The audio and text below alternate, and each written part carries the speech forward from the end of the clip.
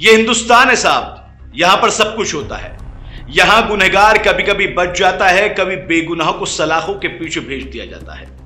कहीं पर दर्द भरी पुकार को भी नहीं सुना जाता तो कहीं पर झूठी चीखों को भी सुन लिया जाता है। नमस्कार, मेरा नाम है अफी हिंदुस्तानी और मैं आज आपके सामने एक ऐसी ही कहानी लेकर आया हूं। कहानी नहीं बल्कि इसको हकीकत कहूंगा। यह वो हकीकत है जिसने एक युवक को 4 साल तक सलाखों के पीछे रखा और यह हकीकत यूपी के बरेली से है। एक ऐसा मामला सामने आया जहां पर एक लड़की से रेप करने के आरोप में फंसे एक पुरुष को बिना किसी कारण, बिना किसी गलती के 4 साल तक जेल की सजा काटनी पड़ गई, और वो भी उस गुनाह के लिए जो उसने कभी किया ही नहीं था।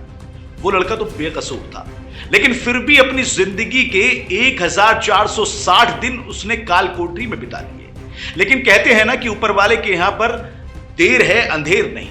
जब कोर्ट को इस बात का पता लगा तो फिर कोर्ट ने इस मामले को संज्ञान में लिया और फिर वो हुआ जिसकी उम्मीद शायद किसी को नहीं थी।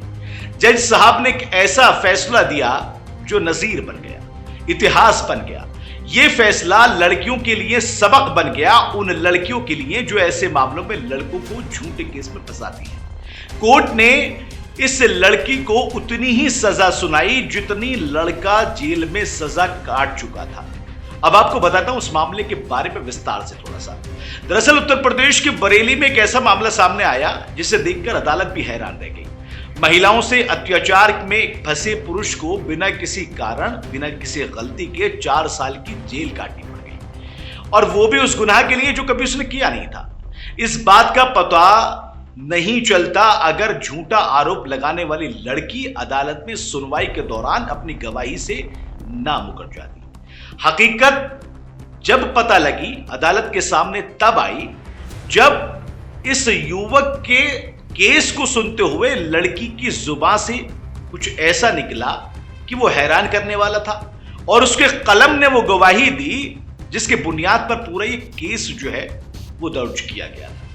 अदालत ने अपने फैसले को सुनाते हुए युवक को दोषमुक्त कर दिया। साथ ही कोर्ट में अब युवती को उतनी ही सजा की ऐलान किया गया, सजा सुनाई गई जितनी सजा ये लड़का जेल में काट चुका है। उतने ही दिन अब इस लड़की को जेल में रहना होगा। इसके अलावा अदालत ने उसके ऊपर आर्थिक जुर्माना भी लगा दिया। अदालत ने कहा कि अगर युवक जेल के बाहर रहता तो मजदूरी करते हुए इतने वक्त में 5,88,000 से अधिक रुपए कमा लेता।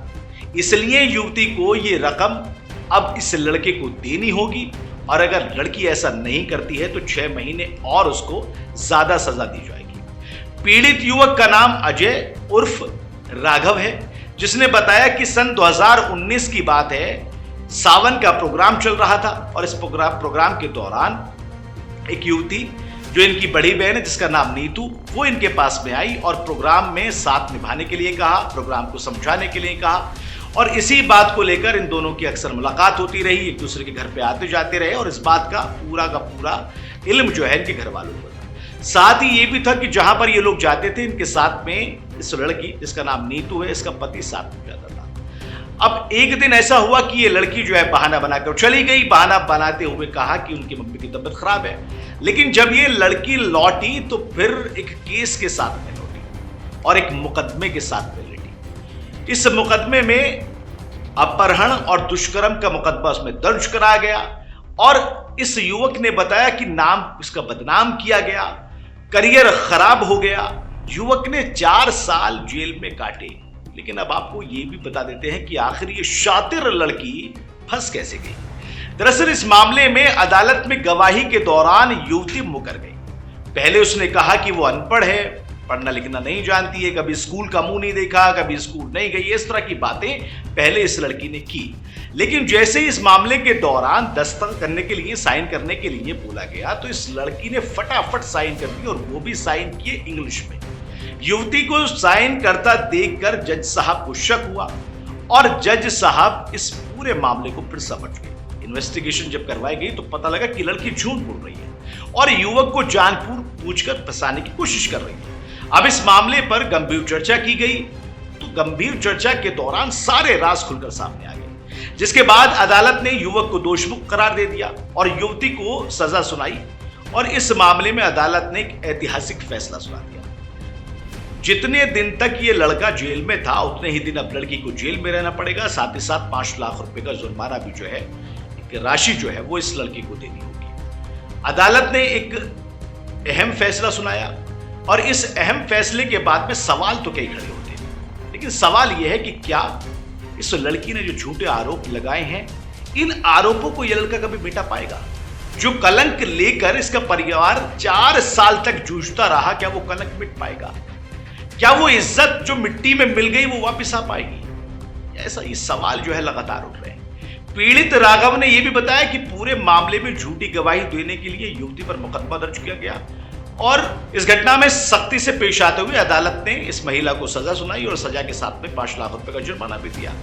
लेकिन बहुत सारी चीजें ऐसी हैं जो गौर करने वाली है। अब गौर करने वाली चीज क्या करें, ये समझ लीजिए।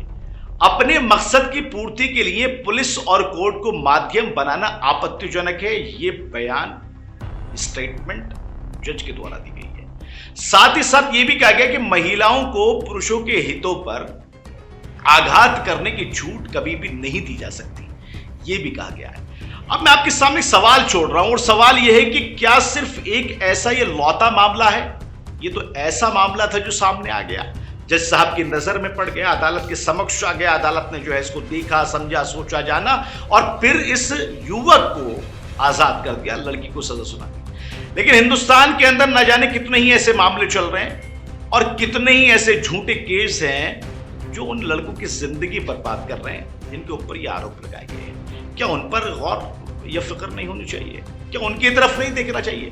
फाइलों को खंगालने की जरूरत है, इन्वेस्टिगेशन को दोबारा से री इन्वेस्टिगेट करने की जरूरत है और तब जाकर हमें फिर सामने आएंगे बहुत से ऐसे केस जो आज भी अदालत के चक्कर काटते काटते जिनके पैर के जो चप्पल हैं वो खत्म हो गए, घिस गए, लेकिन बेकसूर बेटा, भाई या कोई और अभी तक जेल में कैद है। ऐसे ही मामलों को सामने लाना चाहिए, इन्वेस्टिगेट करना चाहिए और फिर उस पर संज्ञान लेना चाहिए। हम तो नव नोएडा के जरिए सिर्फ इतना ही मैसेज दे सकते हैं, लेकिन इस तरह की कहानियां, इस तरह की हकीकत, इस तरह की न्यूज लगातार हम आपके लिए लाते रहेंगे। तो देश और दुनिया की तमाम बड़ी खबरों के लिए लगातार आप जुड़े रहिए नव नोएडा के साथ। दीजिए इजाजत, नमस्कार, आदाब।